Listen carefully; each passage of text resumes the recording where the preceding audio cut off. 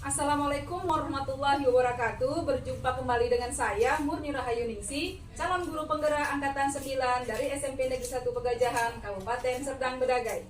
Kali ini saya tidak sendiri. Saya ditemani oleh Ibu Putri. Beliau adalah guru IPA di SMP Negeri 1 Pegajahan. Assalamualaikum warahmatullahi wabarakatuh, Ibu Putri. Bagaimana kabarnya hari ini?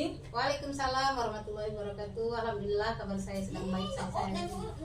Hari ini kita akan adakan percakapan pra-observasi ya Bu. Sebelum nanti saya akan amati jalannya proses pembelajaran di kelas atau sebelum saya melakukan proses supervisi kelas.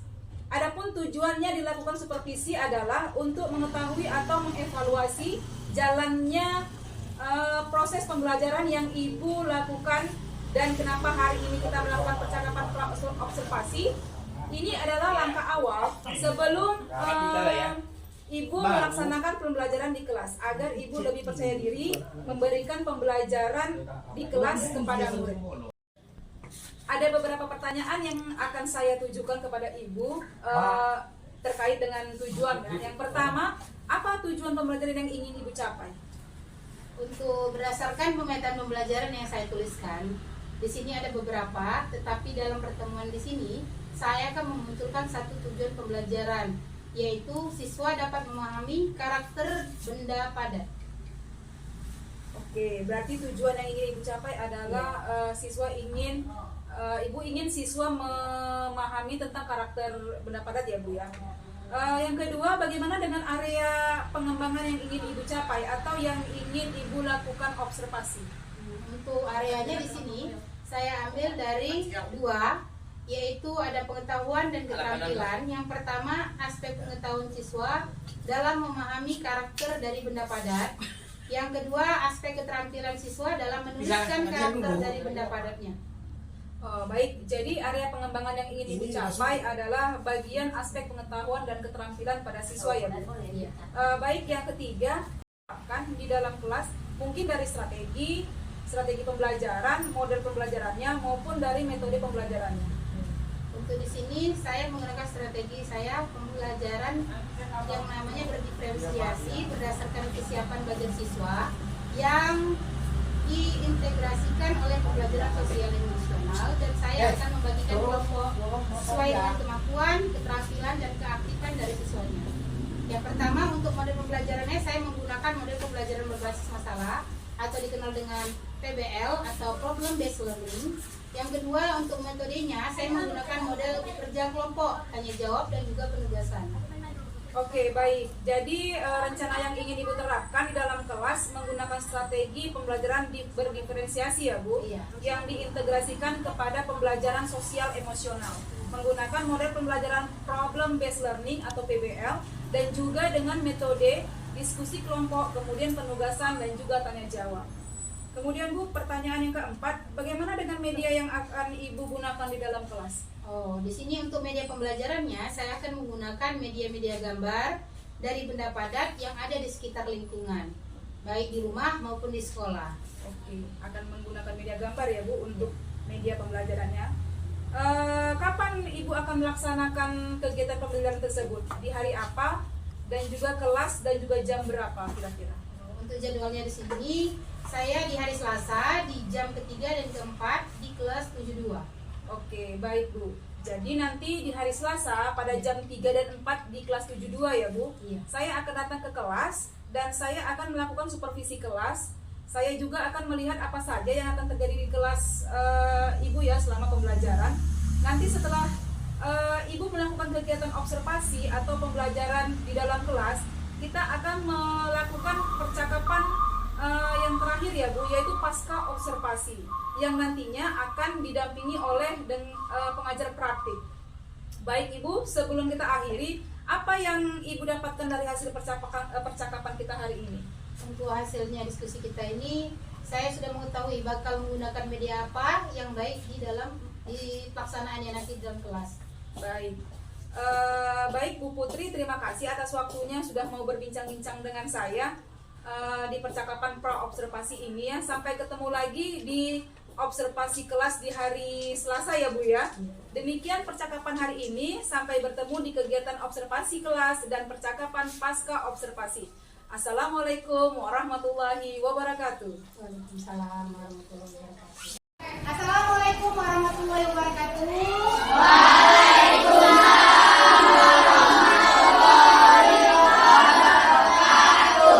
Selamat pagi semua. Bagaimana keadaannya? Sehat, Bu. Alhamdulillah. Ternyata baik dan penuh dengan semangat pagi ini. Baiklah, silakan ketua kelas pimpinlah untuk berdoa agar mendapatkan berkah dan ilmunya yang diterima dengan lancar dan baik. Silakan ketua kelas. Sudah siap. Sebelum belajar, marilah kita berdoa. Doa dimulai.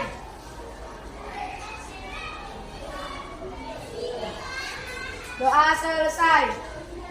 Kepada ibu guru kita beri salam.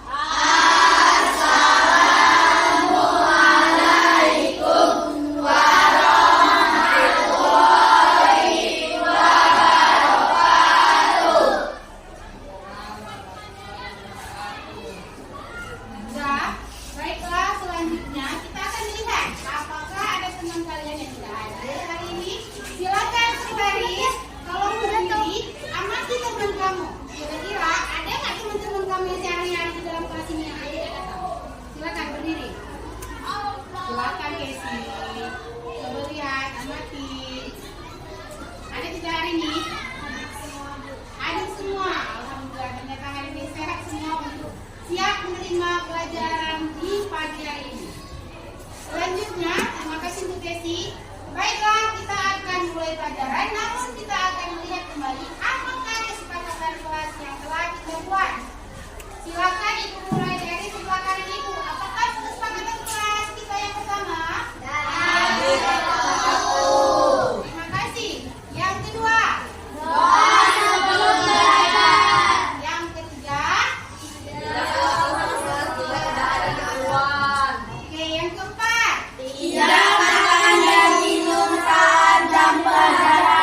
Terima kasih sudah kita buat kesepakatan kelas dan kita harus laksanakan selama proses pembelajaran berlangsung. Selanjutnya kita akan mempelajari materi yang bakal kita tunggu kembali. Namun materi minggu lalu, apakah judulnya itu? Masih ingat judulnya? Silakan Repan. Apakah judulnya minggu lalu Repan? Oke, perubahan zat. Baiklah. Jadi perubahan zat kita bahas minggu lalu dan kita akan mendalami di minggu ini. Di hari ini yang kita coba sekarang. Baiklah, kita akan melihat apakah perubahan zat tersebut ada di kehidupan kalian sehari-hari dan dapat kalian amati dan praktekkan di lingkungan sekolah maupun di lingkungan rumah. Oke, baiklah. Kita kembali ke perubahan wujud zat. Kita ketahui perubahan wujud zat itu ada dia bentuknya dan ciri-cirinya. Perubahan wujud zat tersebut dapat dilihat dari bentuk partikelnya. Bentuk partikelnya kemarin dapat kita lihat. Perubahan wujud zat ada berapa? 3. Baiklah, silakan Naila perubahan wujud zat. Ada? 3. Apa saja Nay?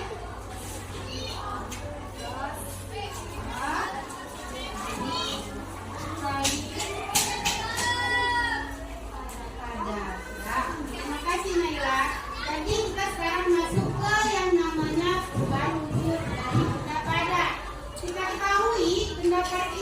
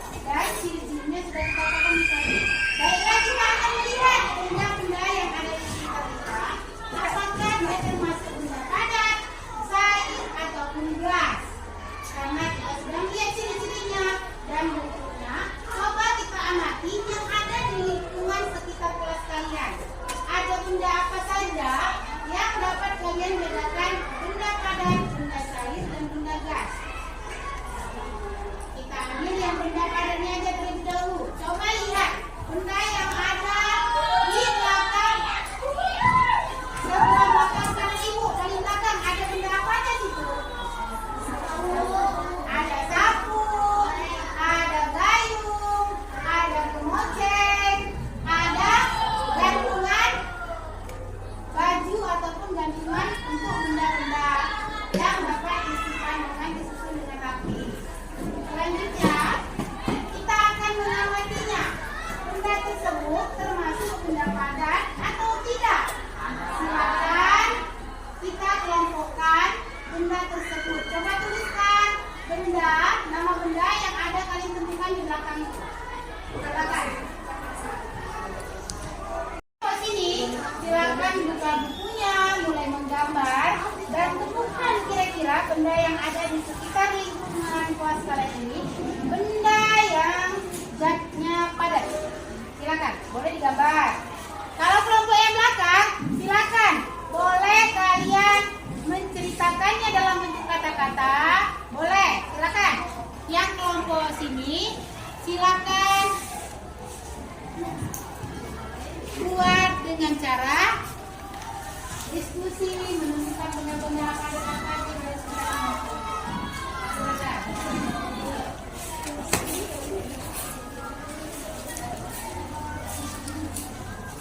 Misalnya, kalian menggunakan benda padat. Misalnya di belakang kami ada benda padat.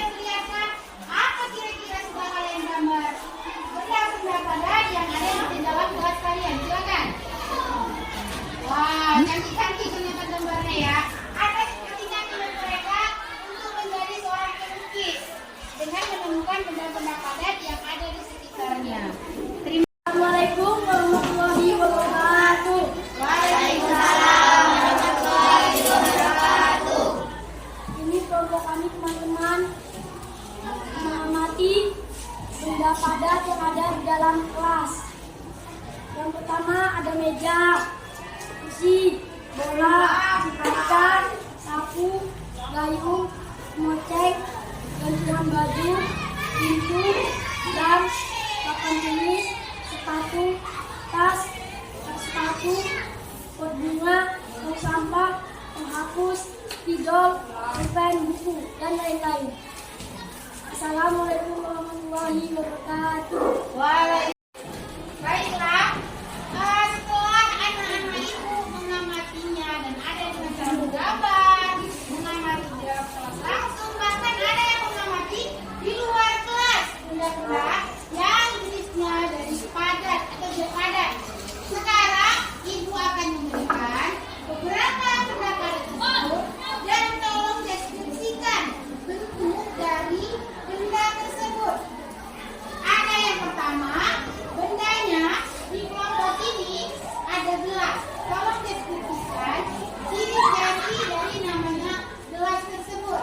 Yang kelompok sebelah kiri ibu ada gayung. Di bagian kanan ibu belakang ada sendok. Sendok stainless.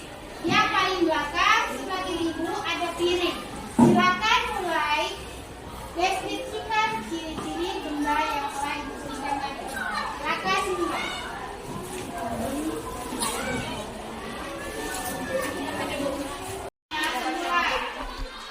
Adalah Tri akan diperhatikan gurunya saat menjelaskan di depan. Nanti kamu selesai, tidak bisa. Silakan kelompok yang menjelaskan dari kelas. Silakan Fajar. Fajar, silakan ke depan. Mewakili kelompoknya. Ini. Assalamualaikum warahmatullahi wabarakatuh. Waalaikumsalam warahmatullahi wabarakatuh. Saya akan menjelaskan ciri-ciri dari gelas. Yang banyak termasuk benda padat dan gelas mempunyai bentuk yang atas dan bawah. Gelas mempunyai potongan dan terbuat dari kaca. Sekian dari saya, terima kasih. Terima kasih Fajar. Silakan kembali waktunya. Selanjutnya kelompok yang sebelah sini, silakan Yasmin, bacakan Yasmin mewakili dari kelompoknya. Silakan Assalamualaikum warahmatullahi wabarakatuh.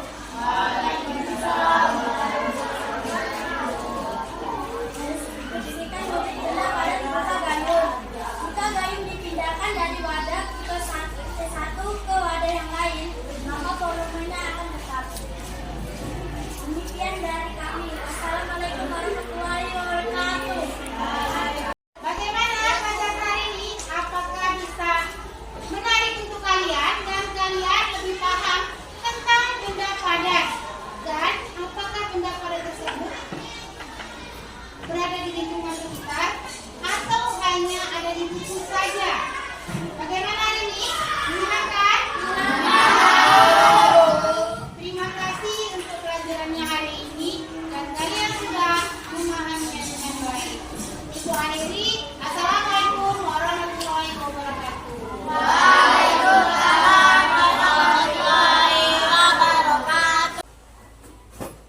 Assalamualaikum warahmatullahi wabarakatuh. Berjumpa kembali bersama saya di percakapan pasca observasi bersama saya Murni Rahayuningsih, calon guru penggerak angkatan 9 dari SMP Negeri 1 Pegajahan, dan masih ditemani oleh Ibu Putri Sariti Fadila sebagai guru yang telah diobservasi ya Bu, pada kegiatan supervisi akademi kemarin. Dan saya juga ditemani oleh pengajar praktik saya yaitu Ibu Elvi Sahroini Pasaribu pada pendidikan guru penggerak angkatan 9 ini. Assalamualaikum Ibu Putri dan Ibu Elvi. Waalaikumsalam warahmatullahi wabarakatuh. Bagaimana kabarnya hari ini Ibu Putri? Bu Elvi? Alhamdulillah. Kabar baik, Ya, sehat. baik ya, sehat ya, alhamdulillah. Sampai ke pasca observasi juga kita ya. Baik, di percakapan pasca observasi ini saya akan memberikan pertanyaan-pertanyaan kepada Ibu Putri terkait dengan jalannya proses observasi kelas kemarin ya Bu ya, yang sudah kita lakukan dengan tujuan mengevaluasi sejauh mana proses pembelajaran yang sudah Ibu lakukan. Baik, untuk pertanyaan pertama Ibu Putri, Bagaimana perasaan Ibu Putri terkait kegiatan observasi kelas yang sudah kita lakukan kemarin? Baiklah, terima kasih pada Ibu Murni. Saya akan menjawab. Untuk observasinya mungkin awalnya karena belum terbiasa saya sedikit gugup, tapi alhamdulillah bisa berjalan dengan baik dan berlancar saja. Oke, walaupun sedikit gugup ya, Iya. biasanya di kelas lancar ya Bu ya. Alhamdulillah. Bisa diceritakan kembali Ibu, area pengembangan apa yang Ibu lakukan kemarin di dalam kelas, dan tahapan-tahapan pembelajaran apa yang sudah Ibu lakukan di dalam kelas? Baiklah. Kalau untuk tahapannya di sini, awalnya saya membuat perangkat pembelajaran, kemudian untuk area pengembangannya yaitu di pengetahuan dan keterampilan. Untuk aspek pengetahuan, siswa dapat memahami karakteristik benda padat. Untuk aspek keterampilannya, siswa dapat menulis karakteristik dari benda padat. Oke, baik Bu. Nah, menurut Ibu sejauh mana area pengembangan yang sudah Ibu sampaikan tadi? Apakah sudah berhasil Ibu lakukan di dalam kelas atau belum? Menurut saya alhamdulillah berjalan dengan baik, namun masih ada kekurangan yang mesti diperbaiki lagi. Oke. Berarti sudah berjalan dengan baik ya Bu pembelajaran di dalam kelas, walaupun masih ada kekurangan ya. Iya. Menurut Ibu, apa kekurangan atau kendala-kendala yang Ibu hadapi pada saat melakukan proses pembelajaran di dalam kelas? Untuk kekurangannya sendiri atau kendalanya yang sering terjadi, mungkin dialami oleh guru-guru yang lainnya sama seperti saya, yaitu masih terlihat beberapa siswa yang kurang mampu terlibat atau kurang aktif dalam kegiatan proses belajar di dalam kelas. Baik, berarti memang masih ada ya Bu kendalanya ya. Beberapa siswa yang masih mau kurang aktif atau masih mengandalkan teman yang lain mungkin ya Bu. Nah, kira-kira mengapa hal itu bisa terjadi ya? Mengapa kurang mau? Kenapa anak-anak ini kurang mau terlibat dalam pembelajaran atau kurang mau aktif di dalam pembelajaran? Padahal sepertinya kita sudah memberikan cara-cara yang lebih menyenangkan begitu kepada siswa. Mungkin kita bisa dilakukan pengelompokan dengan pembagian kelompok dengan jumlah siswa yang mana lumayan banyak siswanya di dalam kelas, jadi kurang kondusif. Saya juga menggunakan pendekatannya sesuai dengan minat belajar dari siswa dan gaya belajar anak tersebut. Adanya gaya belajar dari visual, audio, dan kinestetik, sehingga akan ada merasa lebih nyaman dengan cara menyanyikan minat belajar dari masing-masing siswa tersebut di dalam kelas sesuai dengan kategorinya. Oke, baik. Berarti anak-anak itu sudah dikelompokkan ya Bu berdasarkan minat dan profil belajarnya ya. Berarti mungkin dalam pengelompokan itu nanti bisa lebih diperkecil lagi pengelompokannya biar supaya anak-anak itu lebih aktif. Kalau kelompoknya besar kan mungkin masih ada yang mengandalkan satu sama lain ya kan. Kalau kelompoknya lebih kecil mungkin mereka bisa lebih bekerja sama, lebih lebih kerjasamanya lebih ini lagi ya, kondusif lagi dengan temannya. Baik, jadi itu adalah rencana ke depan Ibu ya. Bagaimana Ibu bisa membuat siswa dan siswi nyaman dalam proses pembelajaran dengan menggunakan gaya belajar masing-masingnya. Ada yang dengan gaya belajar visual, auditori, dan kinestetik ya Bu.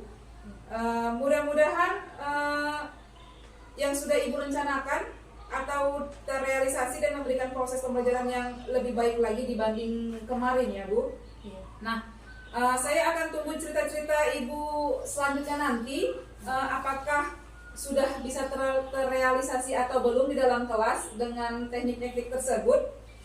Baik, terima kasih Ibu Putri atas jawabannya. Mudah-mudahan Ibu yang sudah Ibu rencanakan nanti bisa terrealisasi di dalam kelas dengan baik.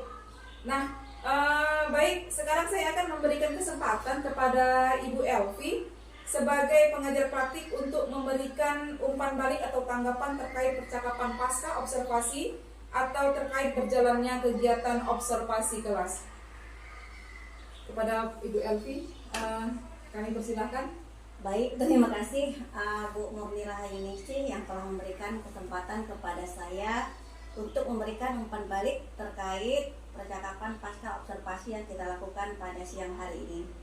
Jadi secara umum saya menilai percakapan hari ini sudah sangat baik, sudah memenuhi alur coaching.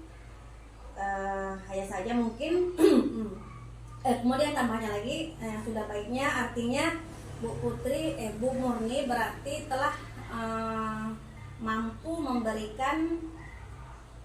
menularkan ilmu-ilmu yang didapat di pendidikan guru penggerak, terutamanya tentang proses pembelajaran, bagaimana menerapkan proses pembelajaran yang berpihak pada murid kepada Bu Putri.